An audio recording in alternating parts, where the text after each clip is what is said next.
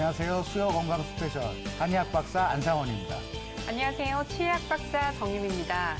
오늘도 건강과 질병에 관한 다양한 정보와 시청자분들을 위한 1:1 맞춤 상담이 준비되어 있습니다. 방송을 보시다가 나와 내 가족의 건강에 관하여 궁금한 사항이 있으시면 지금 바로 02-2000-4959로 전화 주시면 자세한 상담이 가능합니다. 여러분들의 많은 참여 부탁드립니다. 그럼 오늘 이야기 나눠볼 주제 화면으로 먼저 만나보시죠. 코로 숨 쉴 수 있는 자유를 달라. 찬바람이 불면 기승을 부리는 비염과 코막힘, 코골이와 수면 무호흡증에 따른 건강 적신호, 재발과 악화의 반복으로 완치의 희망을 잃어버린 만성 코 질환 환자들을 위한 특급 처방, 자신도 모르게 폐 건강을 망치는 구강호흡의 위험성과 건강한 숨길을 만드는 코숨 한방치료법에 대해 알아봅니다.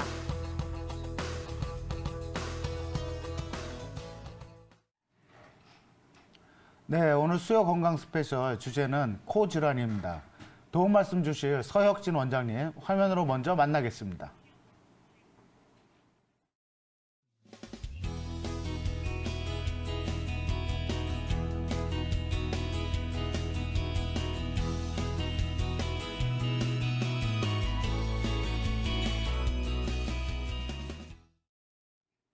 네, 원장님 안녕하세요. 안녕하세요. 네.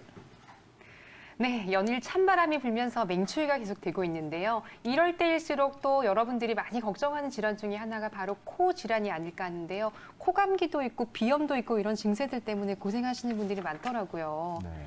아무래도 이제 날씨가 추워지고 찬바람이 강하게 불면 감기 증상이 코로부터 시작되는 경우들이 많이 있습니다, 박사님. 네, 그렇죠. 아무래도 코로 시작했다가 이게 콧물이 또 목으로 넘어가는 경우도 있고요. 그 외에 여러 또 질환으로 또 연결되는 경우가 많기 때문에 아무래도 겨울에는 코감기 또는 비염에 대해서 관심을 갖게 되는데요.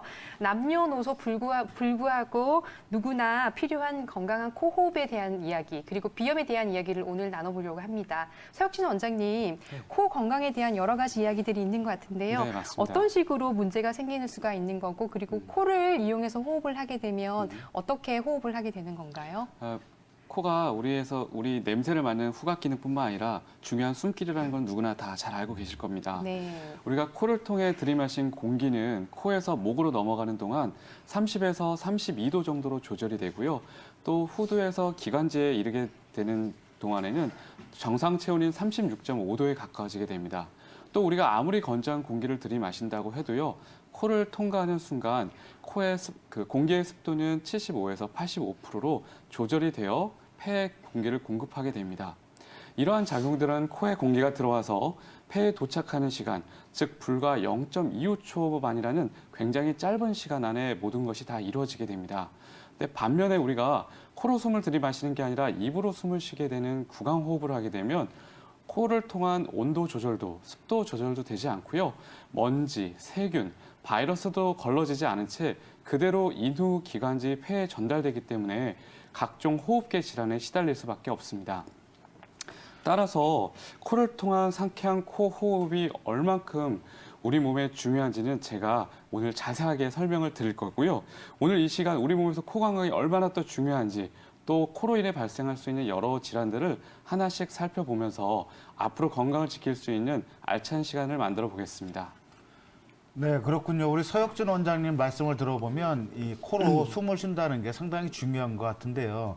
이 코라는 게 귀와 또 눈과 연결되어 있기 때문에 이 코 질환이 상당히 더 중요한 것 같습니다.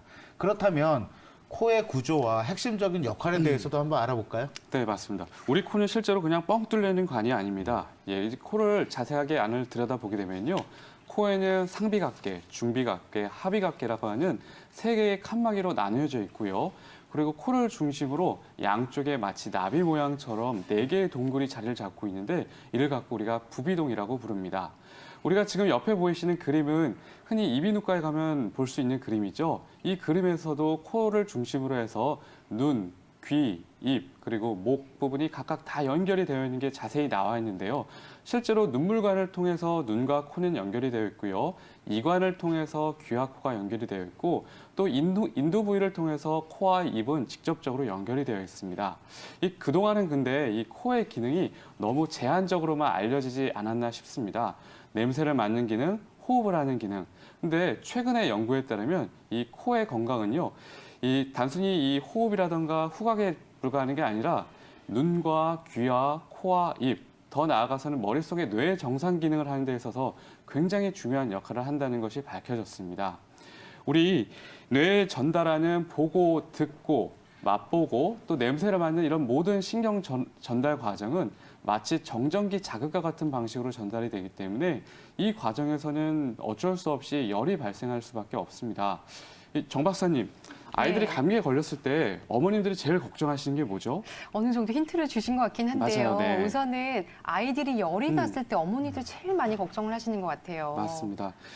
실제로 고열을 제일 많이 걱정을 하십니다.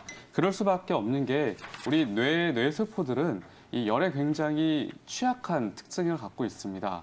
뇌가 정상적으로 활동하는 과정에서 열이 필수적으로 발생하지만 이 열 자체로 인해서 뇌세포 자체가 손상을 받을 수 있기 때문에 뇌에서 발생하는 열을 잘 처리해 주는 게 그만큼 중요할 수밖에 없습니다.